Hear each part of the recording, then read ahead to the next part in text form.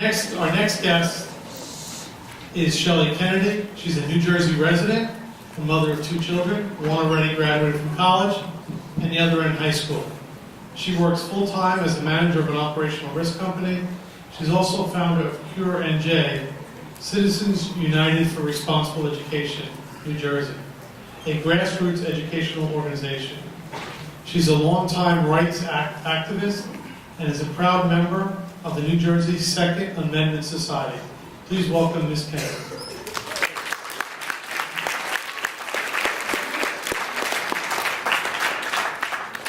you for that warm welcome. I'm very pleased to see so many people interested in this topic because it is getting a lot of news press these days. And I wanted to start out by showing you a very shocking and controversial book. How many of you know this book?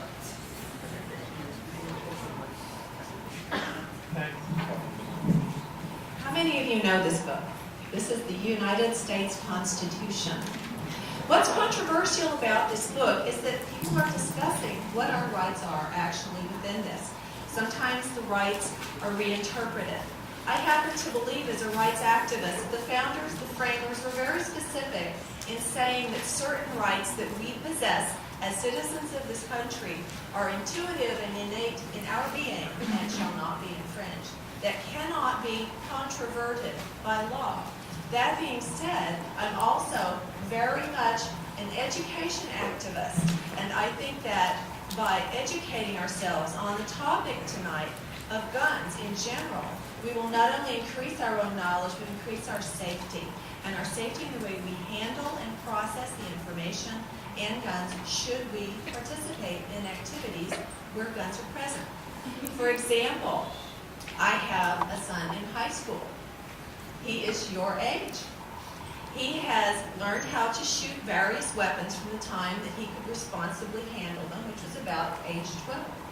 He has shot and learned to shoot responsibly in courses certified by the NRA, the following: Glocks, Mossberg 500s, and yes, even an AR-15.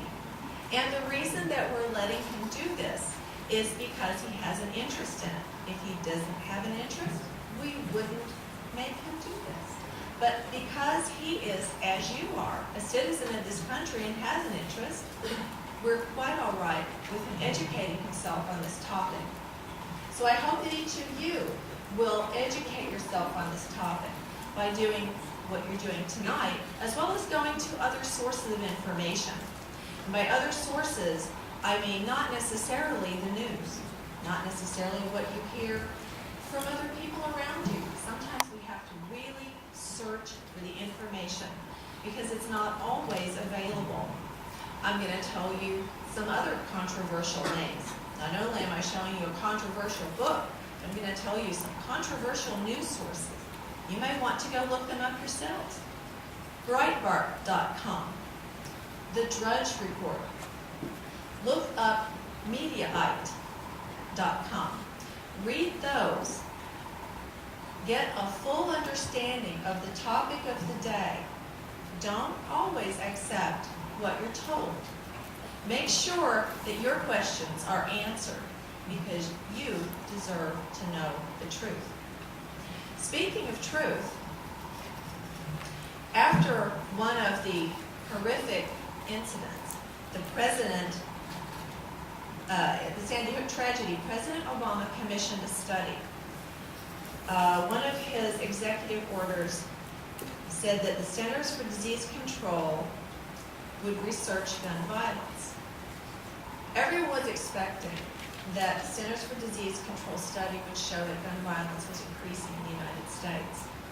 The study instead showed the exact opposite.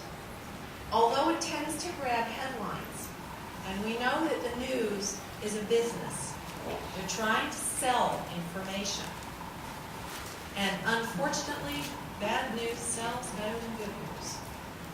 So you are going to hear a predominance of bad news and bad things, which is why it's important to go to these other sources of information and make sure you get a very well-rounded picture. Among the findings from the CDC report were that armed citizens are less likely to be injured by an attacker. Defensive uses of guns are very common. It's not uncommon for someone in their own home to defend themselves against an attacker. We don't hear about these because they don't make the news. They're not sensational. We don't hear about stories, for example, like a recent one in Missouri, where a churchgoer happened to walk out of the service and saw someone approaching the church. This someone happened to be an armed individual. He was not a legal gun owner, we found out later. This individual watched him cross the parking lot and attack someone coming out of her car. The individual with the gun then proceeded to go toward the church, which was in session, full of worshipers. The person who had left was an off-duty deputy. He happened to have a concealed weapon. He was able, upon watching the individual shoot the person in the parking lot, she survived, she was injured, survived. He then disarmed and disabled the person with the gun. Had he not done that, that person could have gone into the church and shot a lot of people. Now, when we talk about common sense gun laws, what we should be looking at is not how can we restrict law-abiding people, but how do we get to the root of the problem, which is the illegal guns that are around, the contraband. Everybody agrees that background checks screen out felons and people who don't deserve to have the weapon. But in New Jersey, every time you get a permit, you have a background check. Not one, but sometimes two. Is that excessive? Maybe so. Does it stop crime? Probably not. The problem with passing laws is that criminals don't obey them. And until we reach the root of the problem, which includes such things as mental illness, gun traffic from organized crime, which won't be solved, none of those are solved by passing laws. Until we begin to get at the root of those issues, we're going to continue to see things like the Sandy Hook tragedy, who's a mentally unstable individual. When we look at the facts and we see that, for example, the CDC, and I am happy to let you have my copies here if you'd like to look at them. I don't have a lot of things to hand out. I'm happy for you to have them. We see that researchers have shown that not only in the United States, but in any country where citizens, law-abiding citizens, have guns, criminal violence with guns decreases. Why is that? Look at the people around you. Have any of you ever had a problem with a bully in your life? If you're like me, by the time you hit high school, you probably had a run-in or two with a bully. Do bullies pick on people that can fight back? No, they don't. They pick on people who are weaker and smaller than them. Criminals are the same way. They will pick on people. They will search for targets that they think are not armed. And why it's important that we, as individuals, as citizens, have our right to bear arms retained and unrestricted is this, because it will make us less of a target. It will deter crime, because criminals won't know who has a gun. They will think twice before invading that home. They will think twice before walking up to that person, just like the bully would not attack someone who he thought or she thought could actually best them in a fight. So, men and women, I would challenge you when you leave here after hearing us to please look at alternate methods of getting the information.